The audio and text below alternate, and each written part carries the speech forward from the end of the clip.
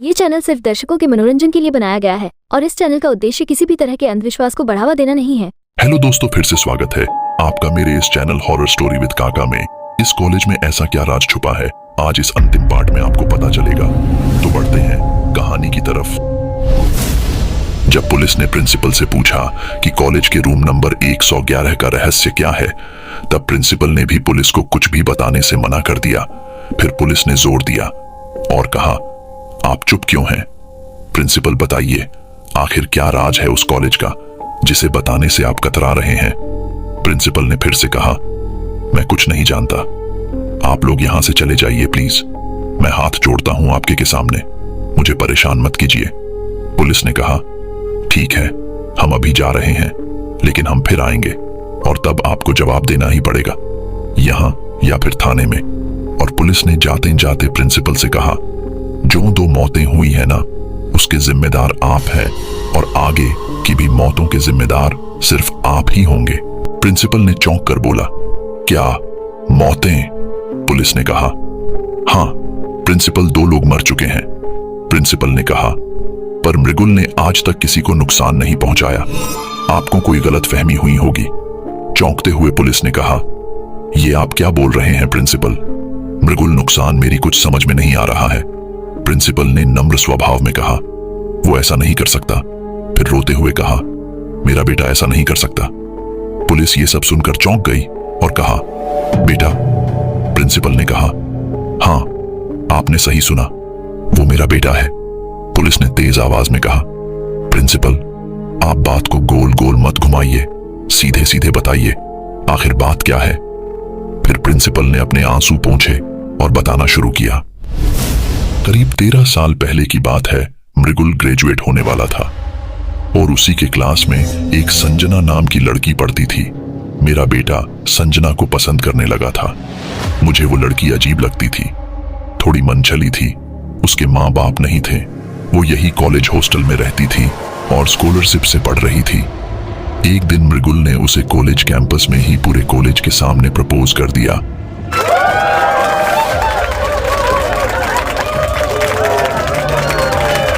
काफी घबरा गई। मुझे लगा वो मना कर देगी, पर उसने मृगुल का प्रपोजल एक्सेप्ट कर लिया।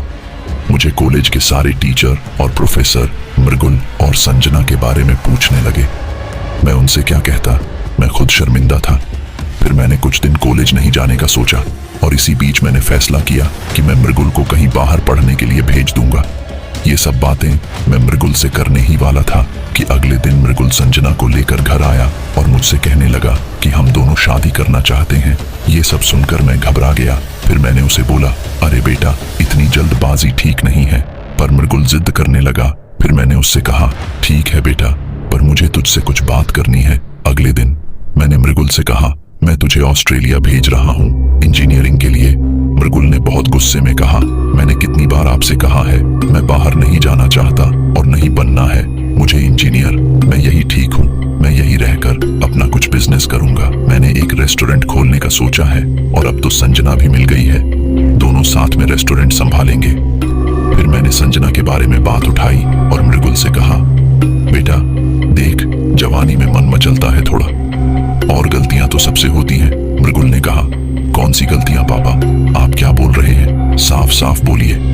मैंने बोला, तुम संजना को भूल जा।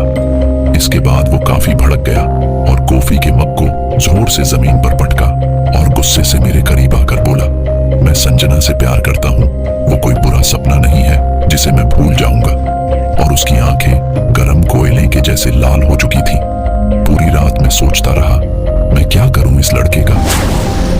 मैं उसे इंजीनियर बनाना चाहता था, पर वो एक रेस्टोरेंट खोलना चाहता था, वो भी कॉलेज के बाहर उस लड़की के साथ।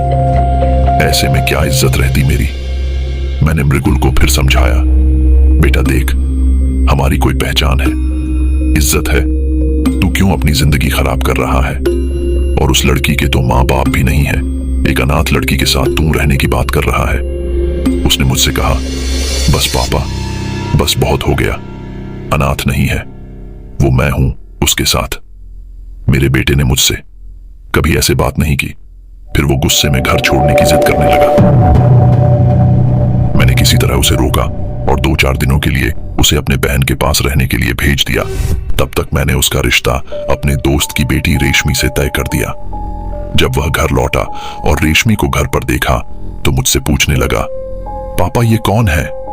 तब मैंने उससे कहा, बेटा ये मेरी होने वाली बहू और तुम्हारी मंगेतर है। मेरे ऐसा कहते ही वह गुस्से से लाल हो गया और मुझसे झगड़ने लगा। फिर उसने खुद को कमरे में बंद कर लिया।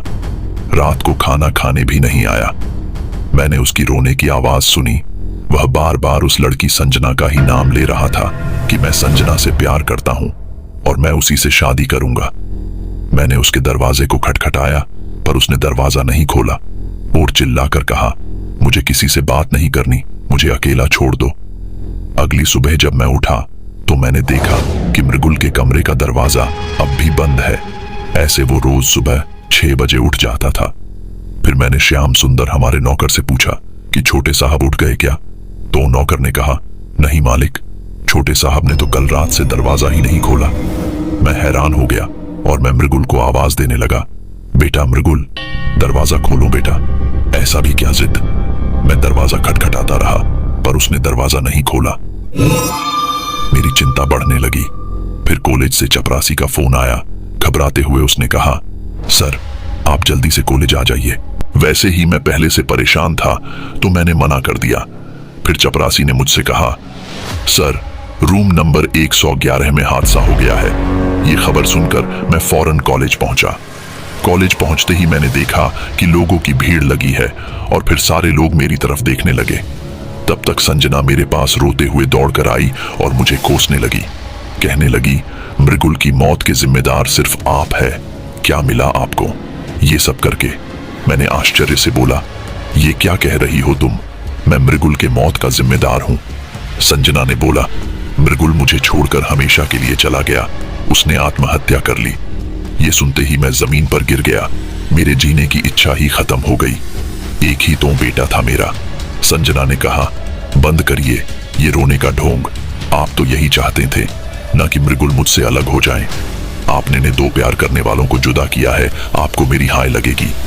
मैंने बोला, संजना बेटा, मैं नहीं जानता था कि मृगुल इतना बड़ा कदम उठा लेगा। फिर संजना मुझे कोसते हुए वहां से हॉस्टल की तरफ रोते हुए चले गए। फिर प्रिंसिपल रोने लगा और पुलिस ने कहा, आप खुद को संभालिए।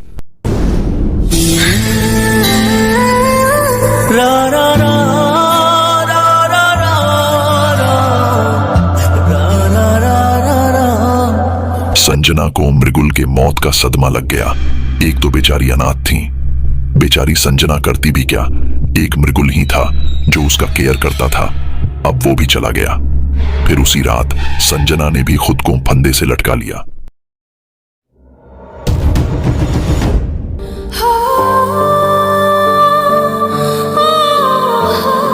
उसी कमरे में जहां मृगुल ने आत्महत्या की थी, रूम नंबर 111।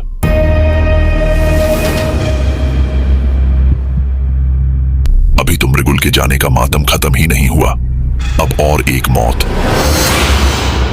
अगली सुबह प्रिंसिपल को फिर फोन आया उसी चपरासी का और वह रो रहा था और सिसकते हुए बोला, सर ये सब क्या हो रहा है? प्रिंसिपल ने बोला, क्या बात है, खुल के बताओ। चपरासी ने बोला, वो अनाथ लड़की संजना, उसने भी अपने आप को फंदे से लटका लिया उसी कमरे में। प्रिंसिपल कॉलेज पहुंचा और देखा कि पुलिस संजना को फंदे से उतार रही है। फिर प्रिंसिपल ने संजना को देखा और रोने लगा। प्रिंसिपल संजना की लाश से बातें करने लगा। संजना के पैर पकड़कर बोलने लगा, मुझे माफ कर दो बेटी, मैं तुम दोनों के प्यार को समझ नहीं पाया। सब मेरी गलती है। मैंने मृगुल की बात मान ली होती तो ये सब नहीं होता। प्रिंसिपल को उन संजना के हाथ से एक कागज का टुकड़ा मिला जिसे प्रिंसिपल ने अपने पास रख लिया। अजीब इत्तेफाक है, दोनों मिले भी इसी कमरे में और खुद को मिटाया भी इसी कमरे में।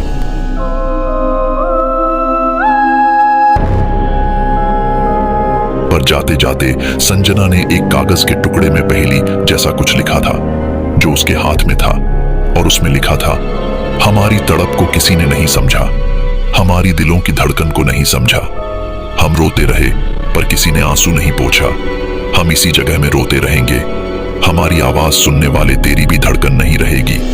और ये सब संजना ने अपने खून से लिखा था।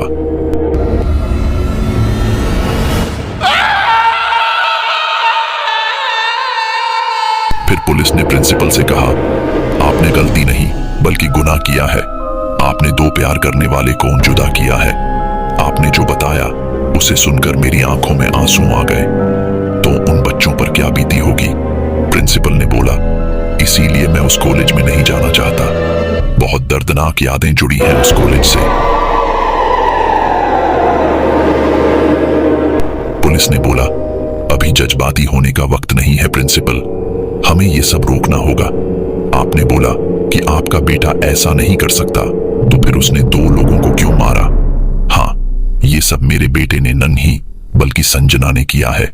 पुलिस ने कहा, ये सब आप इतने यकीन से कैसे कह सकते हैं?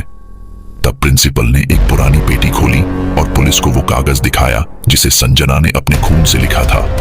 उसमें से सड़न की बदबू आ रही थी। पुलिस ने उस कागज में लिखे पहेली को समझने की कोशिश की पर नहीं समझ पाई। फिर प्रिंसिपल ने समझाया, इसका मतलब है जो उनके रोने की आवाज को सुनकर रुक गया वो उसे नहीं छोड़ेगी और उसके सीने से दिल ले जाएगी। फिर पुलिस ने बोला, अब मेरे समझ में आया, वो जो दो मौतें हुई उनके सीने में दिल क्यों नहीं था। हमें ये सब रोकना होगा प्रिंसिपल। पुलिस ने बोला, पर इसे कैसे रोका जाए? ऐसे तो संजना की आत्मा एक एक करके काफी लोगों को मारते रहेगी। प्रिंसिपल ने बोला, ये सब मुझसे शुरू हुआ है और मैं ही इसे खत्म करूंगा। पुलिस ने कहा, पर कैसे? प्रिंसिपल ने बोला, वो सब आप मुझ पर छोड़ दीजिए। अगली रात प्रिंसिपल उस कॉलेज के पास आया। उस वक्त 11 बज रहे थे। फिर रोने की आवाज शुरू हो गई।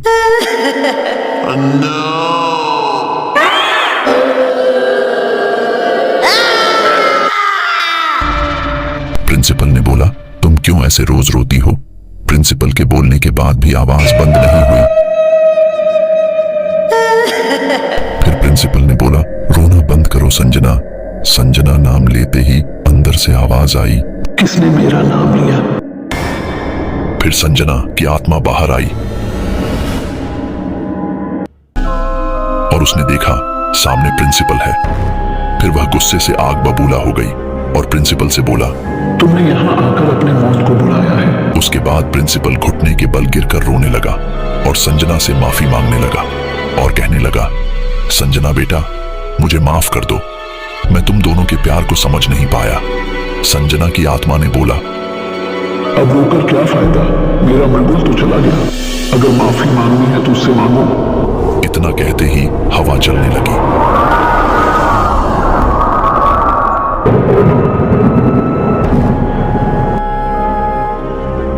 फिर एक और अदृश्य शक्ति सामने आई।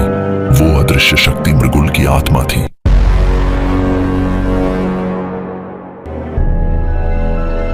प्रिंसिपल जोर जोर से रोने लगा क्योंकि उसके सामने सालों पहले मरा हुआ उसका बेटा था। प्रिंसिपल ने अपने बेटे से बोला, मृगुल बेटा, मुझे माफ कर दे। पर मृगुल ने कुछ नहीं बोला। प्रिंसिपल ने बोला, बेटा कुछ तो बोल, तू चुप क्यों है? फिर संजना ने बोला, उसने आपको बुला दिया है, वो आपको अपना पिता नहीं मानता। फिर प्रिंसिपल ने आंसू पोंछे और संजना से कहा, वैसे भी मैं जिंदा लाश बनकर जी रहा हूं, तू मुझे भी मार दे, मैं और जीना नहीं चाहता। संजना ने बोला, मरे हुए को और क्या मालूम, चले जाओ यहां से। प्रिंसिपल ने बोला, बेटा तुम यहाँ के लोगों को परेशान मत कर। अगर तुझे मुक्ति चाहिए तो मैं तुझे मुक्ति दिलाऊंगा। मैं एक पंडित को जानता हूँ। संजना ने बोला, चुप हो जा और ऐसा करने की सोचना भी मत। प्रिंसिपल ने बोला, फिर क्या करूं बेटा, तू बता। गुस्से से संजना ने बोला, चला जा यहाँ से, यही तेरी सजा है। प्रिंसिपल ने बोला, मैं नहीं जाऊंगा यहाँ से, मैं भी इसी कमरे में आत्महत्या कर लूंगा। संजना की आत्मा ने प्रिंसिपल को ताड़ना दी और कहा, अगर तुझे इतना पछतावा हो रहा है तो हमारी एक इच्छा पूरी कर दे। प्रिंसिपल झट से बोला, क्या करूं मैं जिससे मेरी गुनाह कम हो जाए?